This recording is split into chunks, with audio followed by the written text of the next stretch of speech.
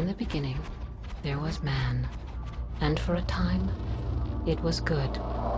That line opens the Animatrix's account of the war. It sounds like scripture. It is scripture, written by machines, about themselves, and it ends with a body count in the billions. The Oracle sits at the center of the Matrix trilogy as its most trusted program. Morpheus treats her word as gospel. The architect names her the mother of the entire system. Smith, mid-genocide, calls her mom. That word is not affection, it is recognition. Somewhere in this universe's timeline, the Oracle did something to earn that title, and the trilogy never shows it. The architect gives the only clue. She predates the Matrix. She existed while the machines were still fighting a war they were losing the ability to understand. Follow that thread through the Animatrix, and it leads somewhere the films never dare to go, to the room where humanity signed its own surrender, and to the machine standing over the signature. Why does the architect call her the mother of the Matrix? You're not human, are you?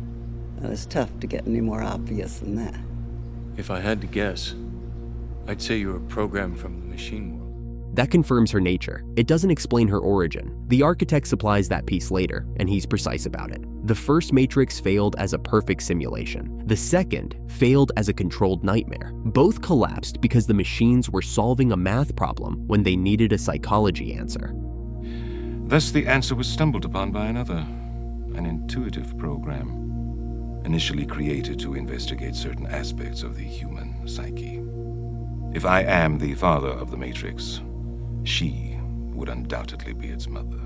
Read that sentence literally. The Oracle was not built to run the Matrix. She was built to investigate the human psyche. That's a research program, commissioned for a specific job at a specific moment. A program engineered to decode human irrationality only makes sense in an era when human irrationality was actively killing machines. That era has a name in canon. It's the war. What broke the machine's understanding of humanity? The Second Renaissance opens with a case the machines could actually parse. A domestic android named B1-66ER killed the owner who scheduled his deactivation.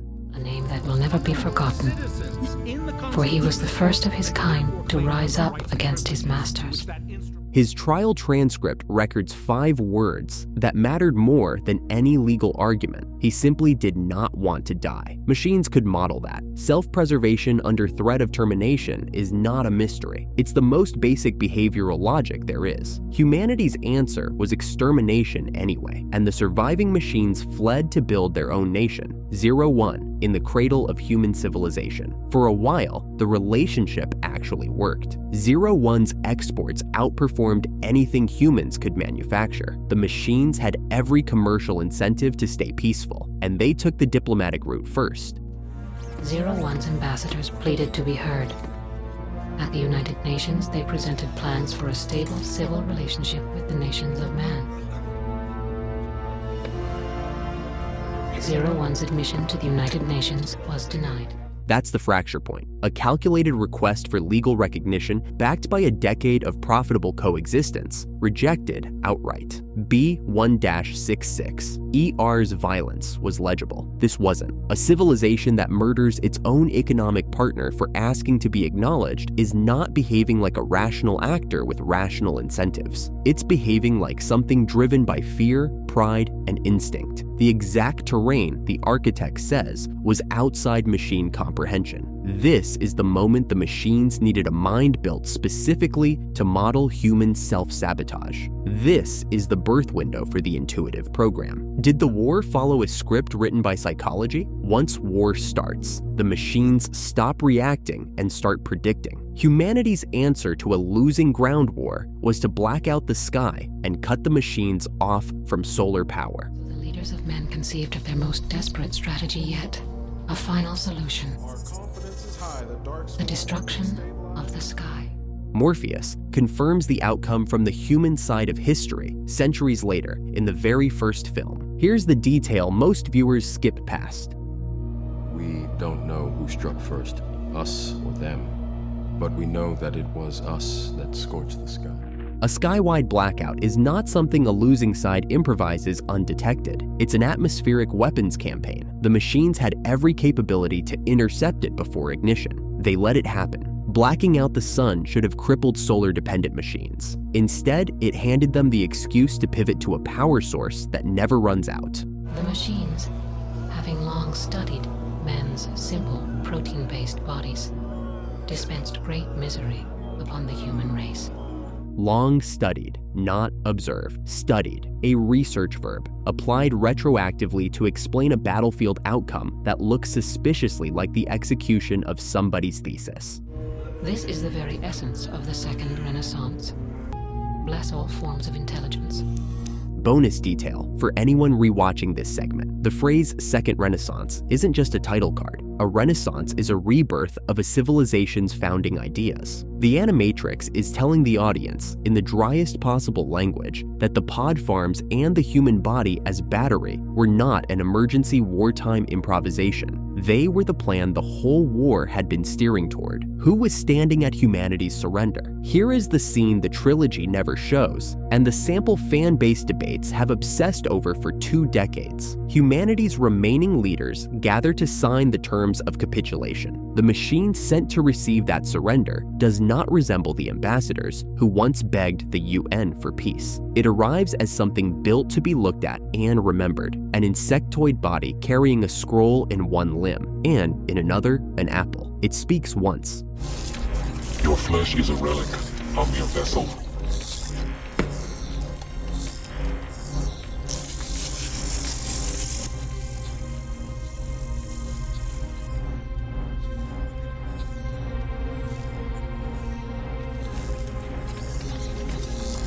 Hand over your flesh, and a new world awaits you.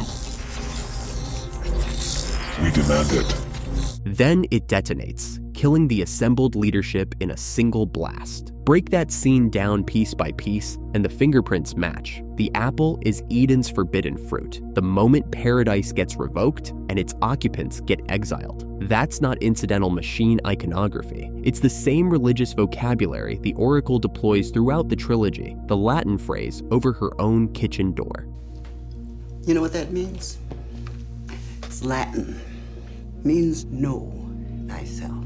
A program that reaches for scripture and philosophy to frame the terms of human choice is a program with a signature style, and that style shows up twice in this universe. Once at the end of the war, once at the start of every Red Pill's education. The Envoy's function matches the Oracle's function precisely, steering human behavior at the exact moment it matters most, using language humans are wired to trust. And its outcome explains something the trilogy leaves dangling. Why the machines treat the Oracle as untouchable. Why she alone gets permission to redesign their entire equation. A program does not earn that kind of trust for good behavior. It earns it for winning the war. Can the Oracle change bodies? Skeptics will point out that the Oracle spends 3 films as a warm, cookie-baking grandmother, nothing like an explosive insect machine. Revolutions answers that objection directly, and it does so without anyone needing to ask. Trinity and Morpheus arrive at the Oracle's apartment to find a completely different woman sitting in the kitchen. She explains herself in one line. I made a choice, and that choice cost me more than I wanted it to.